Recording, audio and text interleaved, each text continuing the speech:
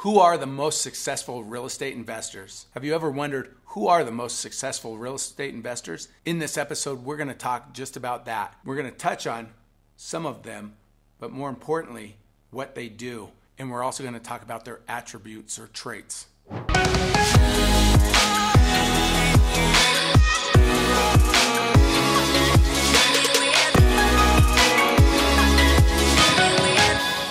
Without getting into each and every individual on this list, I want to talk about primarily what they invest in. So some of the assets that these guys invest in is commercial in different buckets, whether it's industrial, retail, multifamily. So typically when you find a good niche, you're able to keep executing on it. You come up with almost like a cookie cutter program.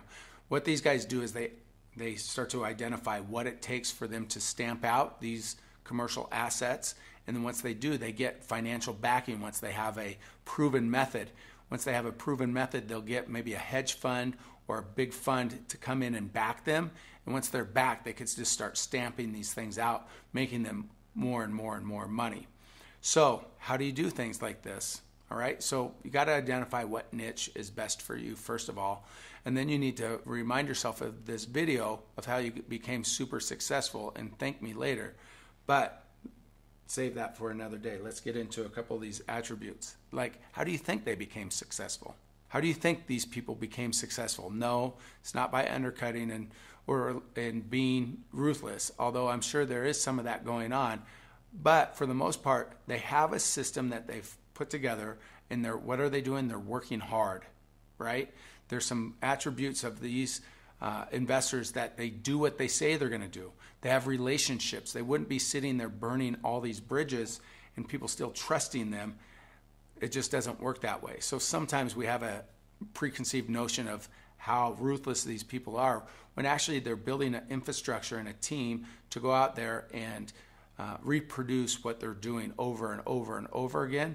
And they're employing a lot of people while doing so.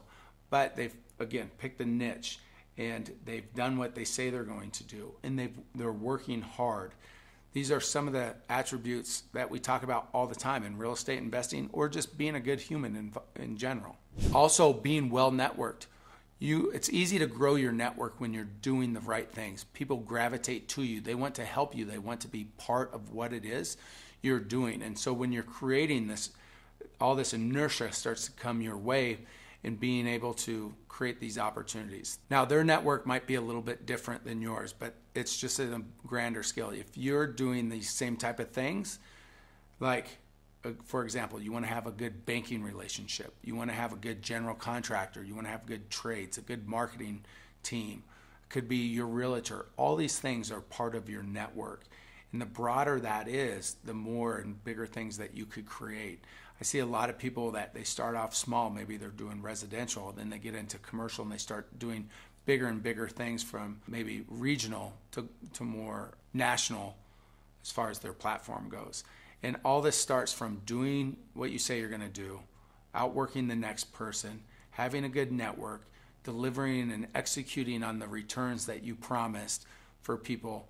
This way they want to invest with you. They want to be part of the winning team. And so if you could create that even on a micro scale and then start to grow that, this is all things that are going to play in your favor. So when thinking about who are the most successful real estate investors out there, again, we know they're commercial real estate investors for the most part, but we also know they have that certain quality of traits that we just covered.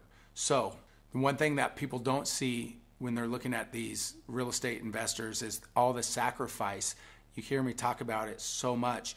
There's so much sacrifice that a lot of people have to take on.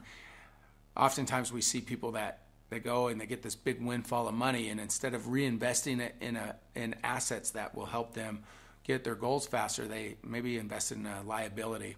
I mean, to each their own, but if you reinvest it back in another asset, it's just going to help you get to your goals faster. It's kind of like getting that snowball going. It's just going to get that momentum on your side. So these are people that did take some sacrifice, and when they built it, all we're seeing is that end result of them now on top. So you might know somebody that's in there, and it could be you yourself. You're grinding. You want to go spend the money and show everybody what you've been able to accomplish.